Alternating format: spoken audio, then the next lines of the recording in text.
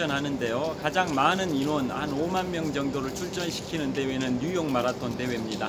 그리고 뉴욕 마라톤은 미국인들한테는 참가비가 한 15에서 20만 원인데 외국인은 한 30만 원 내외가 될 정도로 외국인과 자국민에 대해서 참가비가 차등화되어 있습니다.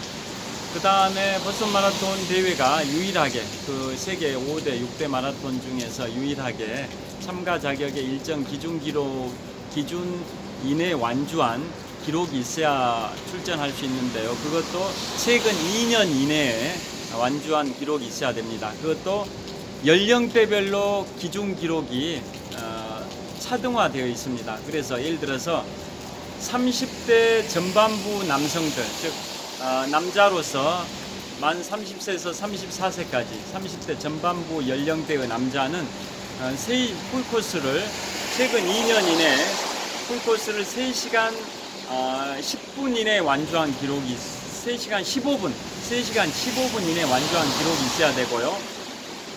그 다음에 50대 전반부는 3시간 35분 이내에 완주한 기록이 있어야 되고, 또 여성은 그보다 30분이 완화되어 있습니다. 그러니까 30대 전반부의 여성은 3시간 45분 이내에 완주한 기록이 있어야 되고, 50대 전반부의 여성은 4시간 5분 이내에 완주한 기록이 있어야 되고, 그러니까 남성보다 여성이 신체 조건이 더 체력이 약하다 보니까 남성보다 여성은 기준 기록이 30분이 완화되어 있습니다. 여하튼 그래서 저 같은 연령대는 3시간 35분 이내에 완주한 기록이 있어야 보스턴 마라톤에 출전할 수 있는데요.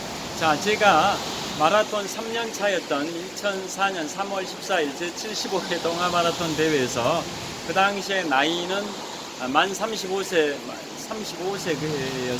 겁니다. 그때 3시간 19분 48초의 개인 최고 기록을 달성했는데요. 3시간 19분 개인 최고 기록. 그런데 그때 보스턴 마라톤에 출전권을 취득하려면 기준 기록이 3시간 15분이었습니다. 그래서 안타깝게도 3시간 19분 48초였기 때문에 4분 48초가 늦어버려가지고 보스턴 마라톤 참가 자격 취득에 실패를 했던 그러한 뼈아픈 그러한 흑역사가 있는데요.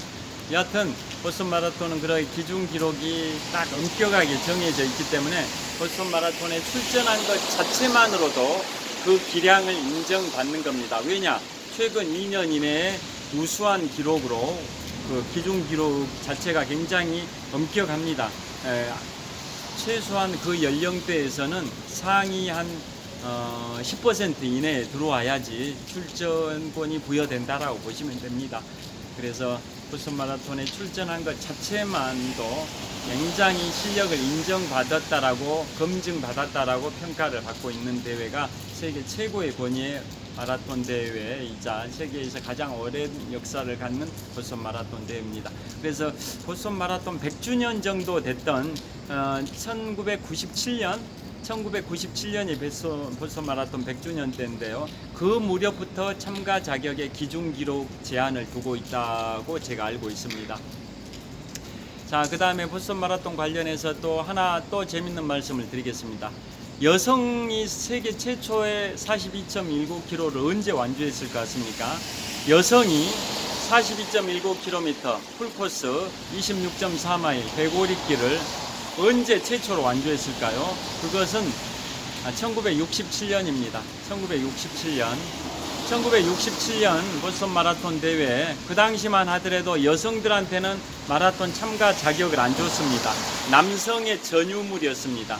자, 미국이 여성한테 참정권을 준 게 1919년 3.1운동 당시입니다. 3.1운동 당시에 몇 개 주에서 여성들한테 참정권을 줬고 투표권을 준 거죠.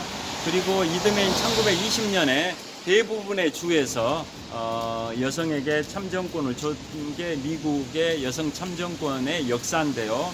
자, 여성들한테 마라톤 참가 기회를 준 것은 역사가 길지 않습니다. 그 전에는 남성들만 마라톤 대회 출전이 가능했습니다. 그런데 1967년에 어떤 여성이 미국의 시라큐스 대학에서 언론학을 공부했던 20살의 캐서린 스위처 선수가 있습니다. 여대생이죠. 그분이 남성한테만 출전권을 주니까 너무나도 굉장히 출전하고 싶은데 남성한테만 기회를 주니까 참가 신청을 중성적 이름의 이니셜로 신청을 했습니다. 남성 이름으로 신청하면은 접수가 안 되니까 중성적 이름의 이니셜로 해가지고 신청을 했고 번호표를 받았습니다. 번호표가 262번입니다. 262번 번호표를 받았습니다. 그리고 그걸 달고 출전했는데 한 5km 정도 지점을 달리는데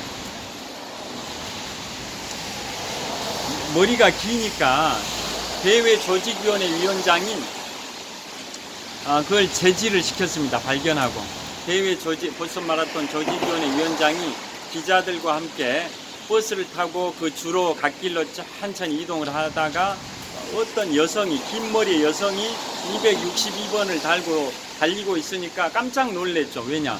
남자들만 출전할 수 있지 여성들한테는 출전권이 없는데 여성이 긴 머리를 하고 달리니까 깜짝 놀라서 버스에서 내려서 그 캐서린 스위처 선수를 밀쳤습니다. 밖으로 나가라라고. 나가! 이런 식으로. 그러니까 그 캐서린 스위처 선수 옆에서 같이 달리고 있던 남자친구 겸 코치가 있었습니다. 그래서 그 남자친구 겸 코치가 캐서린 스위처 선수를 밀치는 대회 조직위원장을 밀쳤습니다. 그 장면이 전 세계 언론에 대서특필됐습니다. 기자들이 그걸 보고 촬영을 해가지고 밀치는 장면, 캐서린 스위처를 밀치는 대회 조직위원장, 또 대회 조직위원장을 밀치는 남자친구 겸 코치, 이 장면의 사진이 전 세계 언론에 대서특필돼가지고 여권 신장 운동의 기폭제가 됐습니다. 왜 여성들한테는 출전권을 안 주냐? 여성들한테도 출전권을 달라라고 여권 신장 운동의 기폭제로 작용된 게 그 밀치는 장면입니다. 자,